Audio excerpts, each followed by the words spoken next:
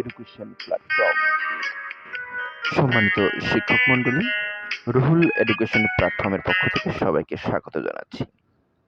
ষান্মাসিক সামষ্টিক মূল্যায়ন ২০২৪, বিষয় জীবন ও জীবিকা, শ্রেণী অষ্টম, শিক্ষকগণের জন্য সাধারণ নির্দেশনা। সম্মানিত শিক্ষক মণ্ডলী, সম্প্রতি অনুষ্ঠিত হলো আমাদের ষান্মাসিক সামষ্টিক মূল্যায়ন। আমরা এখন কিভাবে ষান্মাসিক সামষ্টিক মূল্যায়নের তথ্য সংগ্রহ করব, অর্থাৎ পিআই সংগ্রহ করব, সংরক্ষণ করব এবং নৈপুণ্য অ্যাপে ইনপুট করব, অর্থাৎ আমরা কিভাবে মূল্যায়ন করব। তো চলে আসুন, আমরা এখন আলোচনা অংশগ্রহণ করছি। আলোচনার প্রথমেই আপনাদেরকে আরও একবার শুভেচ্ছা স্বাগত জানাই। এখন আমরা দেখতে পাচ্ছি আমাদের শিক্ষক নির্দেশিকা আমরা পেয়েছিলাম। তো শিক্ষক নির্দেশিকার মধ্যে কয়েকটি পরিশিষ্ট ছিল, পরিশিষ্ট ১, পরিশিষ্ট ২ এবং পরিশিষ্ট ৩। তাহলে আমরা ভূমিকা, ষান্মাসিক সামষ্টিক মূল্যায়ন পদ্ধতি নিশ্চয়ই আমরা পড়েছি। একইভাবে আমরা অন্যান্য যে নির্দেশিকা বা নির্দেশনা ছিল সেগুলো আমরা পড়েছি। আমরা এখন সরাসরি চলে যাচ্ছি আমাদের পরিশিষ্ট ১-এ। সম্মানিত শিক্ষক মণ্ডলী, তার আগে একটু আপনাদের দেখিয়ে যেতে চাই, সেটা হলো আমাদের নির্ধারিত কাজ এবং সময় যে বন্টন ছিল সে বিষয়ে একটু আলোকপাত করতে চাই। জোড়ায় আলোচনা ছিল এবং সেখানে সময় ছিল ৪০ মিনিট। প্রস্তাবনা তৈরি প্রথম অংশ, মূল্যায়নপত্রে উল্লেখিত ১ থেকে ৩ পয়েন্টের ভিত্তিতে, এবং সেটা ছিল ৬০ মিনিট। এবং প্রস্তাবনা তৈরির দ্বিতীয় অংশ ছিল মূল্যায়নপত্রে উল্লেখিত ৪ থেকে ৭ পয়েন্টের ভিত্তিতে, এবং সেটার সময় ছিল ১২০ মিনিট। তারপরে জোড়ায় আলোচনা ছিল প্রস্তাবনা উপস্থাপনের অনুষ্ঠান সম্পর্কিত আলোচনা, সময় ছিল ২০ মিনিট, এবং অনুষ্ঠান সূচি তৈরি, সেটার সময় ছিল ৬০ মিনিট। তাহলে আমরা দেখতে পাচ্ছি পরিশিষ্ট ১-এর দিকে আমরা চলে যাচ্ছি। পরিশিষ্ট ১-এ আমাদের কি রয়েছে? পরিশিষ্ট ১ আমরা দেখতে পাচ্ছি পরিশিষ্ট ১-এ যেটা প্রত্যবেক্ষকের জন্য শিক্ষার্থীর কাজ পর্যবেক্ষণ ছক। তো সেই ক্ষেত্রে আমাদের রয়েছে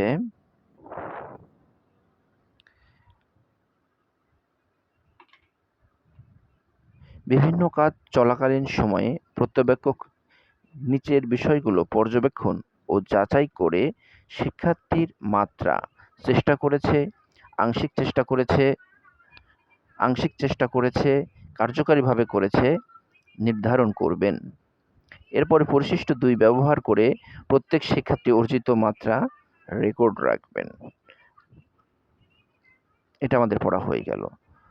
কাজ ১, কাজ ১-এ জোড়ায় কাজ ১ প্রকল্প নির্বাচন সংক্রান্ত, যা পর্যবেক্ষণ করবেন। নির্ধারিত ক্ষেত্র থেকে প্রকল্প নির্বাচন। এই ক্ষেত্রে শিক্ষার্থী কোন পর্যায়ে রয়েছে? নির্ধারিত ক্ষেত্র থেকে প্রকল্প নির্বাচনের ক্ষেত্রে সে কি শুধুমাত্র চেষ্টা করেছে, আংশিক পেরেছে, নাকি শুধুমাত্র সবকিছু চেষ্টা করেছে, আংশিক করার পরে সম্পূর্ণ কার্যকারীভাবে সম্পূর্ণ করেছে? বিষয়টি এমন। যদি এই ক্ষেত্রে আমাদের সংশ্লিষ্ট যে পিআই রয়েছে, পিআইগুলো আপনাদেরকে দৃষ্টি আকর্ষণ করছি। ৭.৮.২.১। একইভাবে আমাদের পিআই রয়েছে ৭.৮.২। এই পিআই এর বিপরীতে আমরা কিভাবে তথ্য ইনপুট দেব, আজকে আমরা সেটাই দেখব। তাহলে সম্মানিত শিক্ষক মণ্ডলী, তাহলে আমি পরিশিষ্ট ১ দেখলাম। পরিশিষ্ট ১-এর একটি উদাহরণ দেখানোর চেষ্টা করছি। কাজ, জোড়ায় কাজ ১, এই জোড়ায় কাজ ১-এ আমাদের যে শিক্ষার্থী তারা কোন পর্যায়ে রয়েছে? তারা কি চেষ্টা করেছে? তারা কি আংশিক করতে পেরেছে? নাকি তারা কি কার্যকরীভাবে সেটা সম্পন্ন করতে পেরেছে? আপনারা অবশ্যই মনে রাখবেন, পরিশিষ্ট ১ দেখে পরিশিষ্ট ২ মূল্যায়ন করতে হবে। পরিশিষ্ট ১ দেখে আমরা পরিশিষ্ট ২ মূল্যায়ন করব। আমরা চলে এসেছি পরিশিষ্ট ২-এ। পরিশিষ্ট ২ আমরা দেখতে পাচ্ছি পরিশিষ্ট ২-এ পর্যবেক্ষণ ও রেকর্ড সংরক্ষণ ছক। সেক্ষেত্রে আমরা কিভাবে মূল রেকর্ডটা সংরক্ষণ করব। তাহলে আমাদের এখানে রয়েছে বিষয় জীবন জীবিকা, শ্রেণী অষ্টম, শাখা এবং মূল্যায়নকারীর নাম।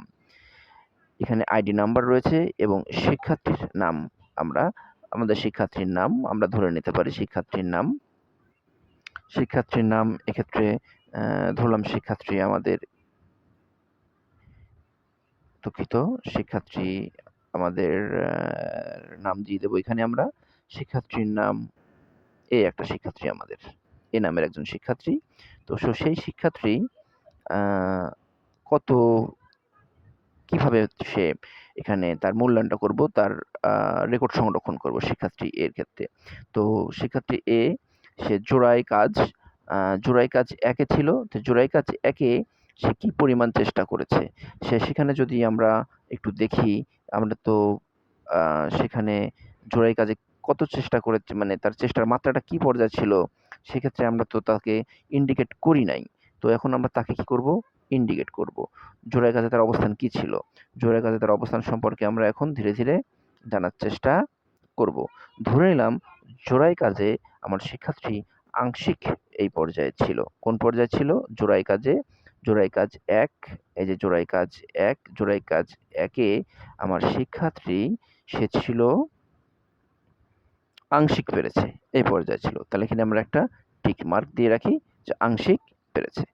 ঠিক আছে, তাহলে এবার আমরা দেখি জোড়াই কাজে আংশিক পেরেছে।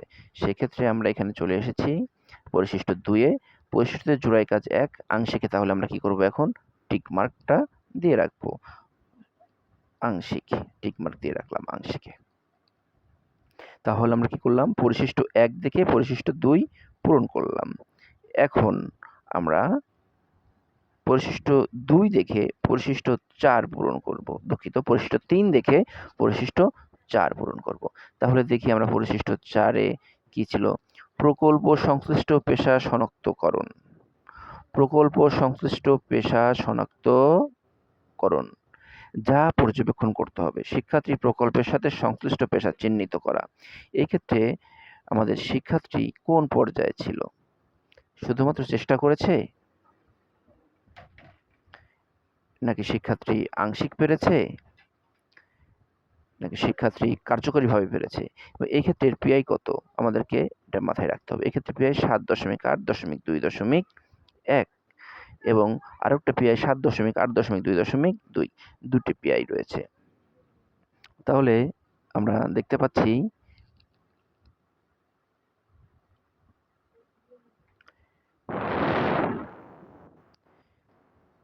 যে প্রকল্প সংশ্লিষ্ট পেশা শনাক্তকরণ কাজ, এই কাজে আমার শিক্ষার্থী ধরে নিলাম সেখানেও সে কার্যকারীভাবে পেরেছে। তাহলে আমি কার্যকারীভাবে পারলে এখানে আমি কার্যকারীভাবে তাকে আমি টিক মার্ক দিয়ে রাখবো। তাই টিক মার্ক দিয়ে রাখলাম কোথায়? সে কার্যকারীভাবে কাজটি সম্পন্ন করতে পেরেছে, কার্যকারীভাবে কাজটি সম্পন্ন করেছে। ঠিক আছে, তাহলে পরিশিষ্ট ৩ দেখে আমি এবার পরিশিষ্ট ৪ এ চলে যাব। পরিশিষ্ট ৪, পরিশিষ্ট ৪ এ চলে এসেছি আমরা। পরিশিষ্ট ৪ এ লিখিত অংশের মূল্যায়ন রেকর্ড সংরক্ষণ পরিশিষ্ট ৪। তাহলে আমাদের যে শিক্ষার্থীর নাম ছিল, তার রোল ছিল ১ এবং তার নাম ছিল এ। তাহলে এ কি কাজটা করেছে? আমরা পরিশিষ্ট ৩ এ দেখতে পেলাম যে পরিশিষ্ট ৩ এ দেখতে পেলাম যে পেশা শনাক্তকরণে সে কার্যকারী ভূমিকা পালন করেছে। অর্থাৎ তার যে কাজটা ছিল সেখানে সে ফুলফিল করেছে, কার্যকারী অবস্থান নিয়েছে। তো সেক্ষেত্রে আমি কার্যকারীতে টিক মার্ক দিয়ে রাখলাম। এখন প্রশ্ন হলো, পরিশিষ্ট ৩ দেখে পরিশিষ্ট ৪ পূরণ করলাম। এবার আসি, পরিশিষ্ট ১ দেখে পরিশিষ্ট ২ পূরণ করেছি, পরিশিষ্ট ৩ দেখে পরিশিষ্ট ৪ পূরণ করেছি। এবার ২ এবং ৪ দেখে পরিশিষ্ট ৫ পূরণ করব। চলে যাব পরিশিষ্ট ২ এ। পিআই নাম্বার ছিল আমাদের কত সেটা দেখে নিই একটু।